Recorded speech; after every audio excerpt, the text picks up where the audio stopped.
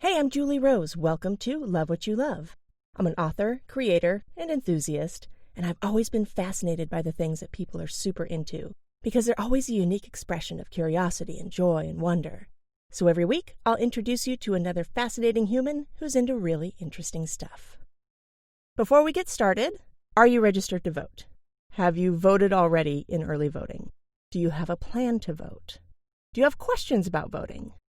Vote.org has all the information you need about voting, getting registered, how to vote, where to vote, all that good stuff. Vote.org. Welcome back, or welcome. In the Bay Area, we basically have 6 seasons: spring, summer, false autumn, summer number 2, autumn, and winter. It started cooling off last week after beastly temperatures and smoke, and I got lulled into that lovely autumn mindset. We even bought mini pumpkins, for Pete's sake. But as always, it was that false autumn, and summer number 2 is here through the middle of October. We'll get a proper autumn for about 4 weeks, and then the rains, let's hope, come, and we'll be into winter. I bore you with the Bay Area's weather because in China right now, it's the end of the Mid-Autumn Festival. This year, it started on October 1st, and it runs through October 7th. It's also called the Moon Festival or the Mooncake Festival, and it's a time for reunions with family, which often happen over a cup of tea. This week's guest, Leo Wong, is a native of Yunnan, China, the actual birthplace of tea. Like literally where tea was first cultivated. He was so inspired by the history and the health benefits of tea, he started his own business, sourcing loose-leaf tea directly from sustainable women-led farms. In this conversation, we talk about sleeping on a farmer's floor, the cultural implications of re-steeping tea, why that tea bag ain't what you think it is, and so much more. So find out why Leo loves Chinese tea, and why you might learn to love it too.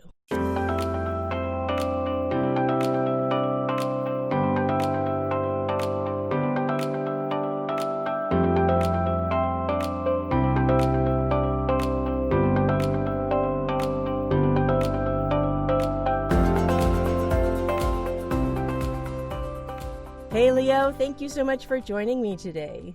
Hey, Julie, thank you for having me. I'm really excited to talk with you because tea is something I'm interested in, but I know almost nothing about. So I think I've come to the right person. You started a company called Born Tea, and it's all about sourcing tea directly from farmers in China, mostly women-owned farms, it looks like. And I'm really curious, where did that come from? Have you always loved tea? What was the genesis of this whole concept? So I've always loved tea. Sometimes I drink more tea than water in a day, like very frequently, because I feel like this is something good, something healthy to my body. So I drink a lot.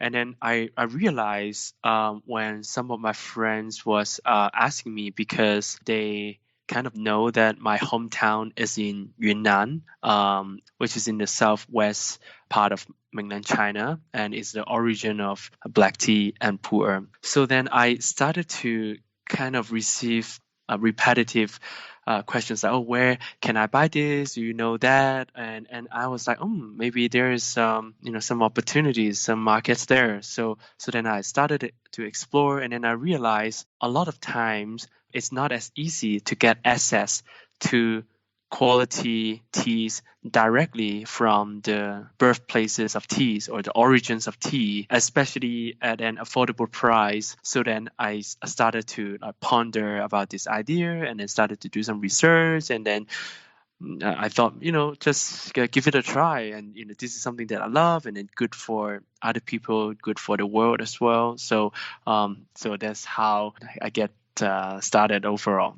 I was reading on your website that you actually went and stayed with the farmers as you were kind of building this concept. How was that, and what did you learn while you were staying with them?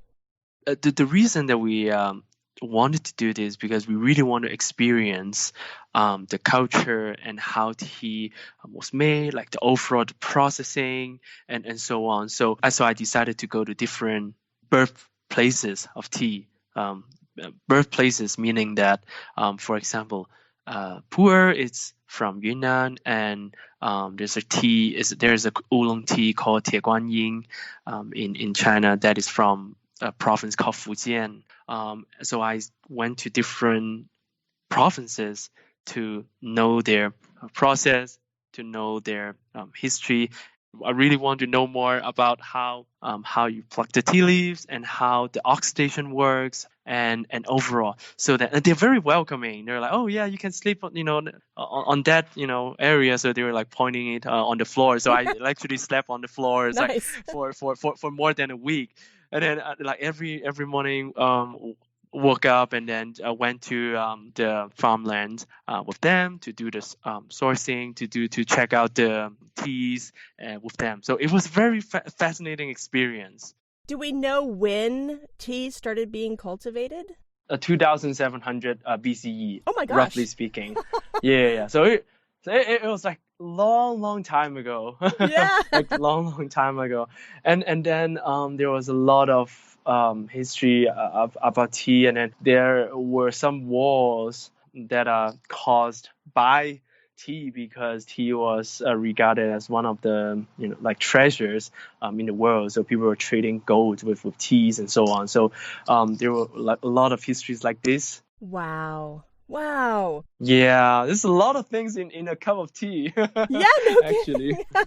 No kidding. So was tea cultivation, did it originate in China, or did it kind of independently originate in different parts of the world? Well, that's a very interesting question, because when you ask this question to people from different countries, you may receive different answers. But from my point of view, I try to be as objective as possible. And yes, it's from my hometown actually, Yunnan. Yeah. So because there are a few reasons. The higher altitude, because for example, where I am right now, Kunming, which is kind of like the city, is about 1,900 meter above sea level. So like the combination of high altitude and also the right amount of rainfall and so on, that's just like what the good kind of tea area kind of like, so like weather and geographical kind of characteristics that makes it, for example, the leaf are relatively larger than most regions and so on. So that kind of form some of the features of tea, and especially back then a lot of trades were happening between here and, for example, India. So a lot of things were like caused by tea, and then they use tea to trade, so that it kind of also helps the economy at scale. And specifically, the place is called Xishan Banna, which is like 600 kilometers roughly from here. Is cultivating tea either back then or now, is it relatively difficult, or is it a fairly easy crop to grow?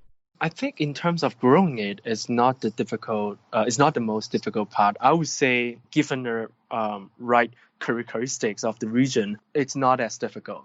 Another like key point is the processing. So by processing, a lot of times we mean like the oxidation, and different amount of the oxidations causes like the tea leaves to become different teas, as we know, like black tea, yellow tea, white tea. So actually, fun fact, all the teas come from the same tea tree. Oh. Yeah, it's just the processing that makes it different. Yeah, like black tea has more oxidation, and for white tea, green tea, it has less oxidation, which means that it kind of preserves more antioxidants and so on. When you say oxidation, what do you mean by that? Well, that means exposed to air, okay. in a nutshell. So if we let it, be in the air, and then it gradually will turn to, for example, different color, and different color because of the substance present in the tea leaves, for example, the amount of caffeine and polyphenol, and it will make it taste bitter. So that's where actually the bitterness comes from. It's like caffeine and polyphenols and so on. And so the higher or the longer slash higher the oxidation, then the caffeine is actually more. So for like same amount of black tea has more caffeine than green tea. So there are different properties that will kind of form as a result of different processing. So going back to your point about the like some of the key things for like making the tea is like one of the things definitely like how it get oxidized, and there are also some processes like rolling, let's call it rolling the tea leaves. So it kind of formed different shapes and kind of stop some of the chemical processes as well. So these are some of the like tea making processing that I find also very fascinating when I was in the tea land in the tea factory nearby. So learned so much. So like with wine, you know, where the grapes are grown affects the taste of the wine. So is that true also with tea? Overall, yes. And there are some specific points to that. For example, so there are different I'll use Chinese tea as an example, because this is also the type of tea that I'm most familiar with, but I'm sure there are a lot of other regions that might have similar kind of observation. Is that, for example, in the northern or eastern part of China, they actually have different teas. Like, for example, the tea leaves are like more flagged and sometimes thinner, and in south or southwest is like bigger with like relatively irregular shape. So it kind of, not only the tea itself is like different, like the tea type is also different because of where it's from. For example, in Zhejiang province, a place called Hangzhou,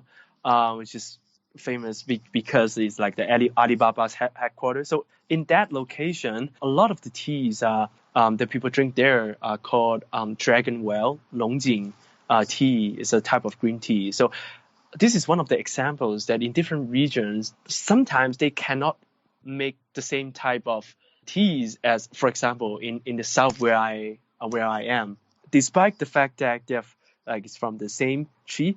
But it doesn't mean that they have the same shape and so on. It's just from the same tree. And plus the fact that they're also like different processing that cause them to become different. Got it. Okay, Yeah. makes sense. That makes sense. So fascinating, isn't it? Yes, yes.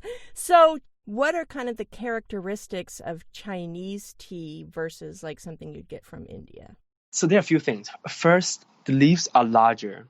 Yeah, so that's basically because of the geographical reason as well that causes it the leaf to be bigger, because the leaves wanting to get more like oxygen, because higher altitude that it has less oxygen and like air the content in the air overall, so it kind of like making it bigger to absorb more air, so that it kind of have the larger leaves. And a lot of like secondary effect comes from it. For example, it can brew. We call it re-steep.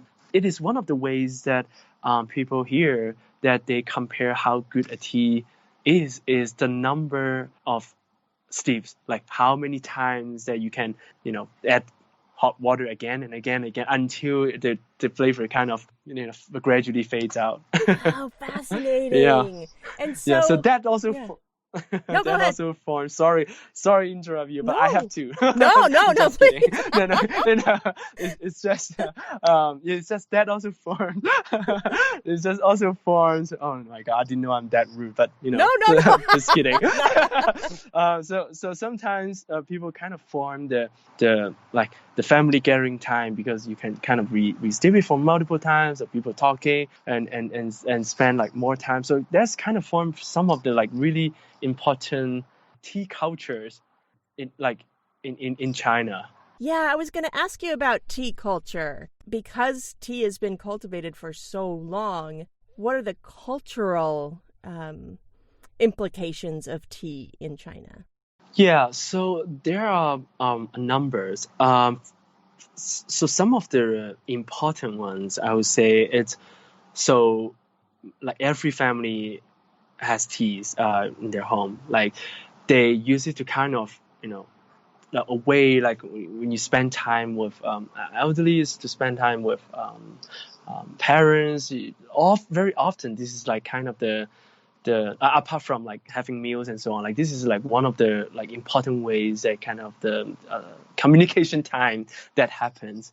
So this is definitely one of them. And secondly, a lot of businesses are also built on top of like the tea drinking culture, because once a person from company A invite a person from company B, and then they kind of talk the business over a cup of like really good tea, and then like this is 90-80 kind of poor, and then people started to kind of initiate a rapport, and then started to have more conversations. It because this is some sort of bonding, and people know that if you serve like really good teas for other people, that means it's respect. That means you want to build friendship, to build like really true friendship. So these are some of the tea culture that are like very deep root in this country. Okay, I guess a question, Mm-hmm. and I'm sure this is going to be offensive. So, loose tea Please. or loose tea or tea bags? So that like well, I have to explain. Of course, it's gonna be loose leaf teas. Yeah. Yep. But let me explain. So first, before I got into this industry, this business, I mean, I already knew that tea bags, because of the mass production and so on, are not as good. But the thing is, I did not realize how bad it actually like they actually are. So I don't want to generalize like overall tea bag is bad, because it is not a very fair way to say that. For example, because you can still put good quality loose leaf teas into a tea bag. It's just not as optimal, but it is still possible. Just let's put this kind of like super high quality loose leaf tea bags aside. So a lot of the tea bags are created by big companies. When I visited the tea lands and some of the tea production areas, the teas inside tea bags are actually tea dust. So tea dust, it's a beautiful way to kind of say it. But the fact is basically the things that after kind of filtering the loose leaf tea, like what it remains, it's the things in the tea bag. So it's like residue. So it's whatever's basically left over from the good stuff is put into the tea bags. Plus some real dust. As a bonus. Yeah. So I was shocked. I was really shocked. Because like I don't know if someone is spreading the words out, but I mean, on one hand, it's not as easy to go to tea land because of the logistic issue, and a lot of the tea kind of farm and factory kind of closed, like not open to public. So this is something that some people know, but very few people know. It's just not a very good thing. Yeah, I have like quite a strong opinion about the really low quality tea bag, because the fundamental thing about tea is it is good for the body. It is a healthy things to consume. But if people consume like the very low quality tea bag, tea dust and so on, then it's kind of the opposite of what it should achieve. Yeah. So this is something that I feel quite strongly about, and quite sad in a way, because it is convenient, but the trade-off is not worth it, I think, especially after going to the tea lands, really seeing how teas are being produced, and often because okay, I'm exposing a lot of secrets here. Good. So I hope you like it. But yeah, so another secret is that so a lot of company, because they want to make the tea bag look premium, they use a material called nylon. At high temperature, nylon is not good. Plus the fact that like there are some other plastic that will kind of in the tea bag, and at high temperature, like by common sense, it's also like it's not a good thing for the body for sure. Stick with loose leaf teas are like almost always better. It doesn't have to be go for like very pricey loose leaf tea. I mean, from my point of view as well, I think like a lot of times like very very high priced teas are also not worth it because it's very hard to distinguish. Like, even though like some people can, and I can most of the time, but still like a lot of time I think the key is to have like really value for money teas.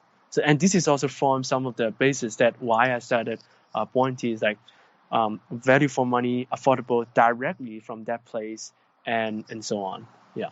How do you make up the perfect cup of tea? So first, start with Born Tea. Just kidding. First, start with some good loose leaf teas. Again, like you don't have to buy a very expensive one. Like regular, good, at least like loose leaf teas are fine. And then step two, it depends on or where you're from. So, again, for the example that I'm giving, so it's mostly about how like what are some of the good ways to consume Chinese tea. So it can get very complicated, but I try to simplify this. Good tea, a right amount of tea leaves. Usually, for example, 4 to 7 grams of tea leaves per roughly 250 milliliter of like right temperature water.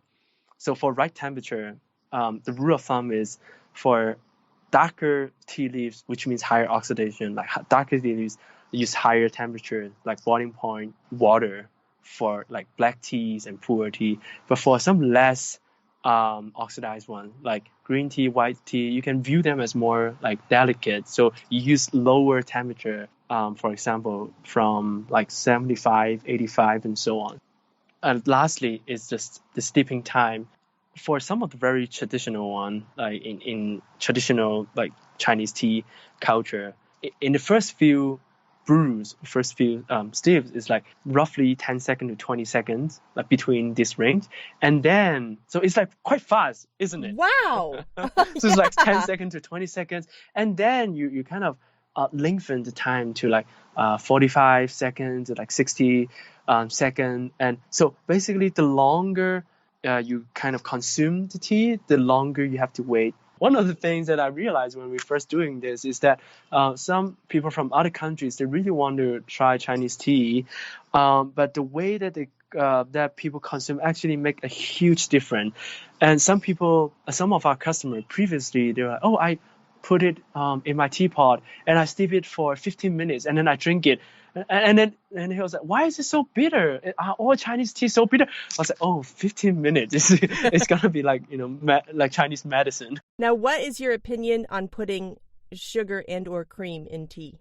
My point of view is always that there is no like one objectively good way to consume any, like not only tea, but like any beverage. What I can say is like there are some generally traditional practices that pass from long history that kind of form the basics of why people think this is the way to make tea. But it depends on a lot of like if someone is from, let's say, Brazil or is from other cultures, then they have their own way of consuming the tea. So my point is it's fine if you put whatever that you wanted to put in tea. However, I think it's worth trying to kind of enjoy it in the way that kind of traditionally passed to this day, and to see if you like it or not after trying for a period of time. If it's still not, then it's okay to go back to what you think it's tasty, because after all, like most beverages, it's all like the best beverages are the beverages that you enjoy. What is the biggest misconception, or what's the thing that people get wrong about tea? More expensive teas are always better. So this is, it can be true to a certain extent.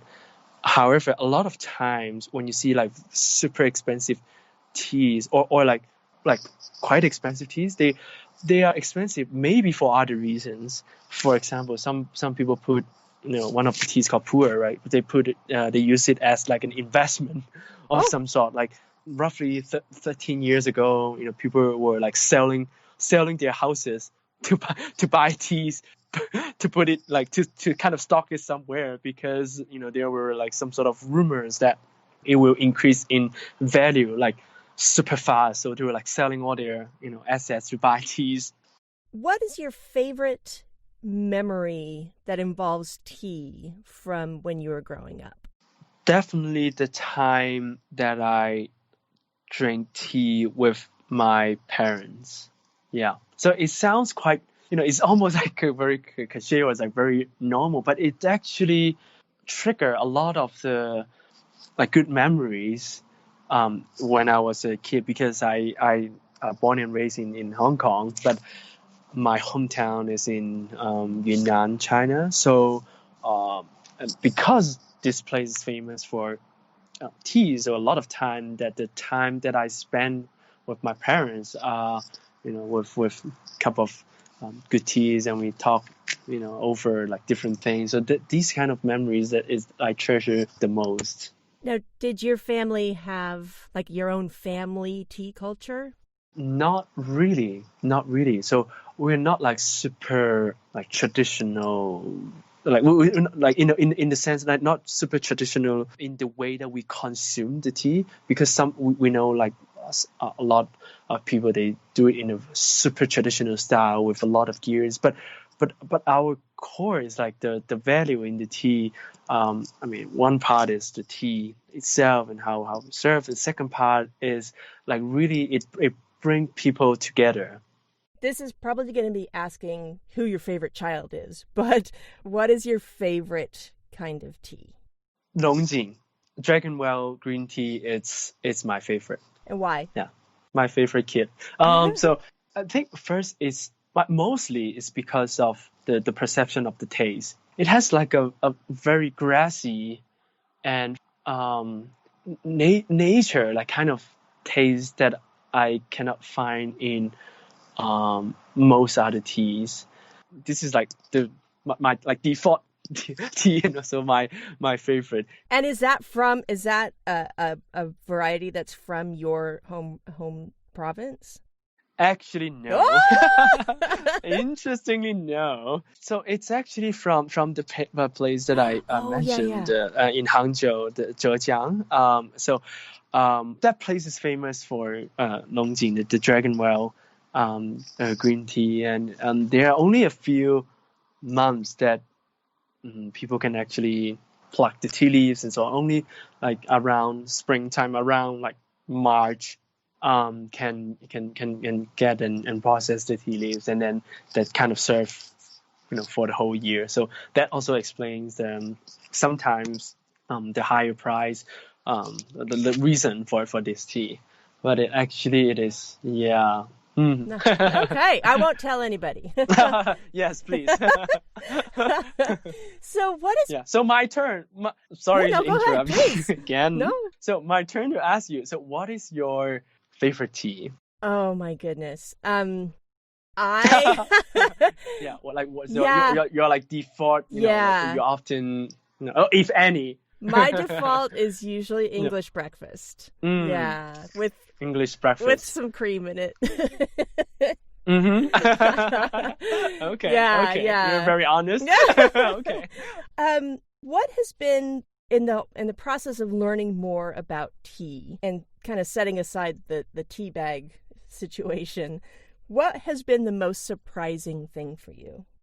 There are some characteristic in different regions in terms of how they make the tea and to serve the tea. So this is one of the kind of vertical difference. Like, oh, in China, it's basically how different that we serve basically the same thing, tea, and the history behind it. I think the more that I look at the teas from different countries, like, for example, Turkish tea, or teas from India, and so on. Like, every region, they have their specific way of brewing it, and very often, if you don't use that way, then it becomes not the best way to consume it, and a lot of this is all because of the history. The tea brewing method kind of evolved to optimize the kind of tea in that region. Yeah, respective to their the tea leaves, the type of tea that region has. So is tea grown on every continent? No. Okay. No. Where is it mostly grown? China and India. Okay. Yeah. China and India. And it's the two key tea producing countries. And you know what? There were some, I would say, some story, because it's hard to prove right or wrong. Is that like because of a lot of wars but because of tea, sometimes because of teas, or they use teas as trade. So after the like origination from China, like people from, there are some Dutch, some English, they bring teas to India, and they started trading. So actually, a lot of the teas are actually spread through like trade, but like the seed and so on, like through trades, and then gradually started from a few different key tea producing areas like China and India. And how would you characterize the taste difference between a tea grown in China and a tea grown in India? It is a little bit hard to generalize, because for Chinese tea, there are a lot of different variety, and for India, there are also different varieties of tea. But I would say it's mostly like how the look of the tea leaves, the structure, the size, that can be generalized in a way that, for example, like bigger tea leaves, smaller tea leaves, and like longer and shorter, but still come from the same tree, just because how they were growing in different locations that have the difference. So let's say one of my listeners is like gotten very inspired by this conversation and want to get into trying out Chinese tea, but they're feeling intimidated. Like, what is your advice to them? How would they start? Call me. My number is just kidding. So there are a lot of information on the internet for sure, but I would say the best is really to buy a little bit from different tea shops to kind of get a taste of it, and then look it up online to see how to brew, or the ways that I suggested is like one of the ways to try Chinese tea, and then to see to try for a period of time, because a lot of time, if it's the first time that people try, and there will be a few, I would say, not getting into the habit of how to for example, make the teas and so on, that causes some taste difference. But after doing it for a little bit more time, let's say a month, usually can get into the habit of can easily try multiple tea with the correct brewing method and so on. So yeah, I would say buy a little bit of tea leaves, give it a try for a period of time to see which kind of tea that you like it, and then may not be necessary to go into the history that soon, that deep. Yeah, because it's for me as well, like I try to learn as much as I can, and especially to look at the history, because I find it like super interesting, like tea caused wars and so on. But that would get like too much information overload. So I would say just drink. If you like it, continue to drink it. If you don't like it, it's totally okay too. For example, if they try Chinese tea and they don't like it, maybe they will like teas from India, from Turkey, and from some other tea producing areas as well. Do you recommend brewing in a teapot or doing pour over into a cup?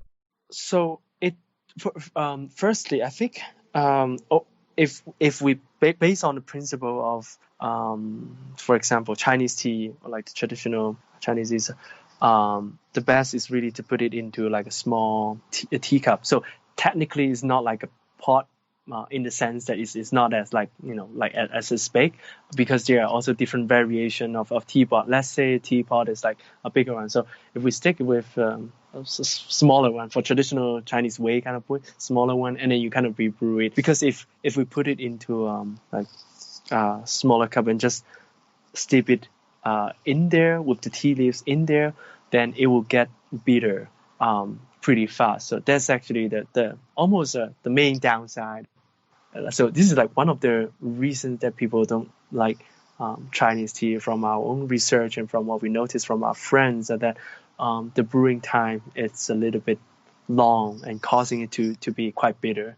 Yeah, so if we can minimize that, then no matter if you use teapot, because there are some teapots that are with the strainer, like with a filter, and that's actually good too. Yeah, so that's actually good too, so that the water is not directly in contact with the tea leaves. Got it. Okay, got it. Well, Leo, thank you so much for taking so much time to share your passion and to educate me and the listeners. This has been a real joy. Thank you. It's awesome. It's super enjoyable to have this tea chat with you. Yes. Yeah, I've been drinking water. I should have been drinking tea. Yeah. now you can try the traditional way of making it. Remember not to directly in contact the water for so long and to see how you like it. Exactly. Yes, I will definitely be changing that up. Thank you again, Leo. I very much appreciate it. Thank you. Thank you for the time too. You can find Leo on Instagram at HKLeoWong. I'll put a link to Leo's socials in the show notes. Just a reminder that you can find the podcast on Instagram at LoveWhatYouLovePod, on Twitter at WhatYouLovePod, and the website is LoveWhatYouLovePod.com. If you'd like to support the podcast, leaving a rating or review on Apple Podcasts, even if that's not where you listen, is a great way to do that. Or spread the love and share about the podcast on social media. Thank you to everyone who has rated, reviewed, and socialed already. A special shout out to Rhonda Grizzle for her tweet this week. It was amazing. Zeke Rodriguez-Thomas at Mindjam Media provided amazing editing assistance. You can find Zeke at mindjammedia.com. Also, just a reminder that all of the transcripts for Love What You Love are available for everyone on the website. So if you have a deaf or hard of hearing friend who would like to meet our amazing guests, send them over to lovewhatyoulovepod.com. The music for Love What You Love is called Inspiring Hope by Pink Sounds. A link to that artist is included in the show notes. Okay, y'all, go out there and love the hell out of whatever it is that you love. You need it, and we need it for sure. Thanks for listening. Let's hang out again soon.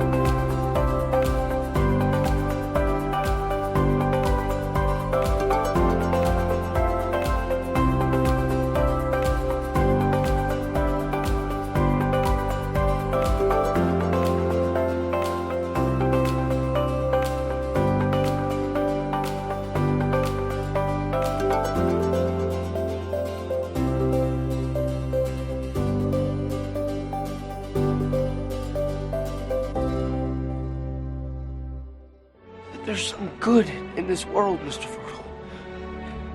And it's worth fighting for.